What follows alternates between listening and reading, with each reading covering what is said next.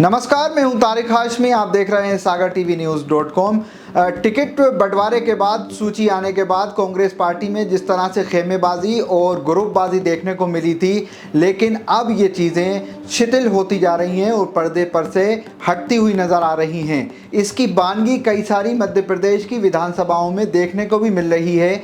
बताया ये जा रहा है कि दिग्विजय सिंह और कमलनाथ ने अपने कार्यकर्ताओं और जो टिकट के दावेदार थे उनके ऊपर शिकंजा कसना शुरू कर दिया है। सबसे पहली खबर हम आपको देते हैं बड़ा मलहेरा से। बड़ा मलहेरा में रामसिया भारती को कांग्रेस पार्टी ने अपना उम्मीदवार बनाया था, जिससे नाराज होकर रिटायर्ड डीएसपी रक्षपाल सिंह यादव कांग्रेस से निकलकर बहुजन समाज पार्टी की सदस्यता ग्रहण कर ली थी।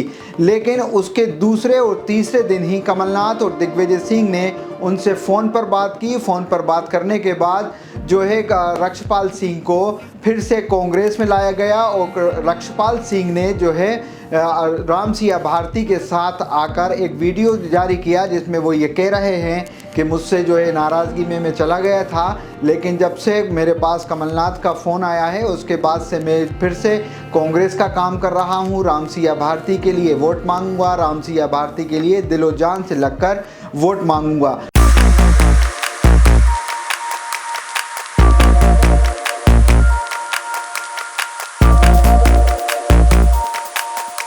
अगर बात यहाँ की जाए सागर विधानसभा की, तो यहाँ पर जो कांग्रेसी घरों में बैठे हुए थे उनको भी अब निकलने को कह दिया गया है। अभी तक जो सोशल मीडिया पर कांग्रेस की तरफ से जो फोटोज़ आ रहे थे उसमें वो तमाम दावेदार नदारत थे जो टिकट मांग रहे थे, या चाहे मुकुल पुरोहित की बात की जाए या रामजी दुबे की बात की जाए और भी अन्य दावेदार जो बिल्कुल घरों में बैठ गए थे। दिग्विजय सिंह और कमलनाथ ने उनको फ़ोन लगाकर कहा है कि आप फील्ड पे जाएं और कांग्रेस प्रत्याशी को किसी भी हाल में जिता कर लेकर के आएँ।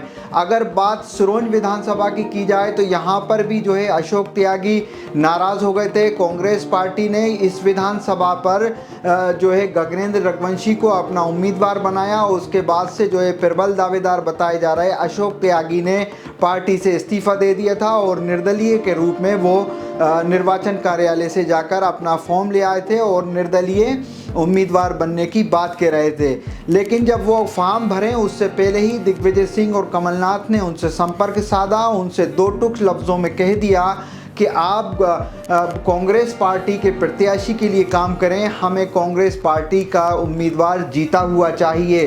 तो इस तरह से कई सारी मिसालें निकल करके आ रही हैं। जो कांग्रेस के जो टिकटों के दावेदार थे वो घरों में जाकर बैठ गए थे, लेकिन इसके बाद जब से दिग्विजय सिंह और कमलनाथ ने पिछले 2-3 रोज़ में मध्य प्रदेश में तमाम लोगों पर जो है जो दावेदार थे, जो नाराज़ थे, जो घरों में बैठ गए थे, उनको या तो हड़काया है या प्यार से बुझाया समझाया है और उसके बाद उनको घर से निकलने के लिए कहा गया है कि किसी भी हाल में कांग्रेस पार्टी के प्रत्याशी के लिए आप काम कीजिए। आपके मन में सवाल ज़रूर ये आ रहा होगा कि नरियावली विधानसभा में शारदा खटीक भी तो नाराज़ थी और उनकी तो झड़प भी हो गई थी सुरेंद्र चौधरी जो कांग्रेस पार्टी के उम्मीदवार हैं नरियावली विधानसभा से।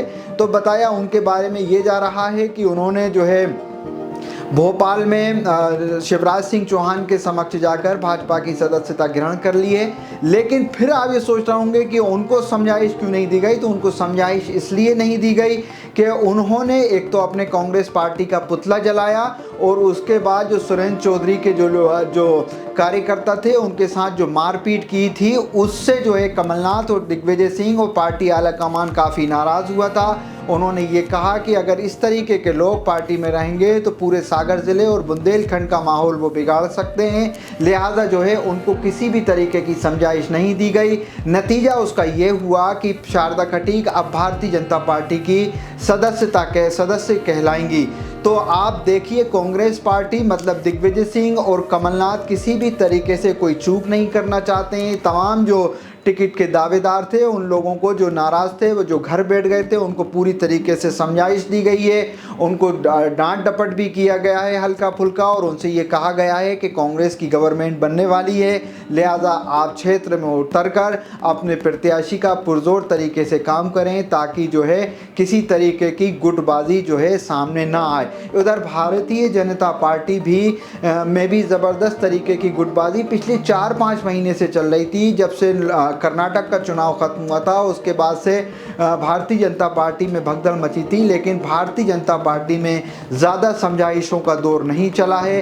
अब बताया ये जा रहा है कि शायद अमित शाह आएंगे मध्य प्रदेश के 3 दिवसीय दौरे पर, और हो सकता है कि वो किसी तरीके की समझाइश की बात करें, लेकिन भारतीय जनता पार्टी के अंदर कई सारे नेता कांग्रेस में शामिल हो चुके हैं। अब देखना दिलचस्प होगा कि भारतीय जनता पार्टी इस जो रायता उनके यहाँ कहें कि फैला है उसको किस तरीके से समेटती है। लेकिन कांग्रेस पार्टी में पिछले 15 रोज़ के दौरान में जो है विचलन हुआ था, थोड़ा मुंतशिर हुई थी कांग्रेस पार्टी, तो उसको जो है एकजुट करने की कोशिश की है, और ज़मीन पर यह भी दिखने लगा है कि कांग्रेस आलाकमान ने जो कोशिश की है लोगों को समझाने बुझाने की, वो कामयाब होती भी दिखाई दे रही है। इस पेशकश में इतना ही, बहुत बहुत शुक्रिया।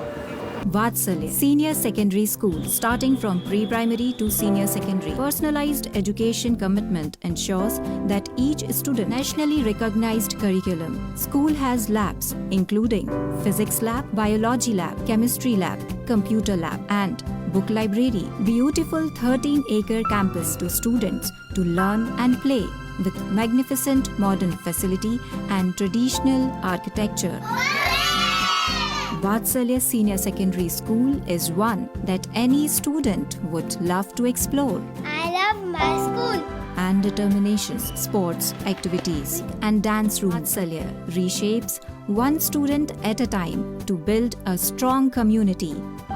Vatsalya is where education meets excellence.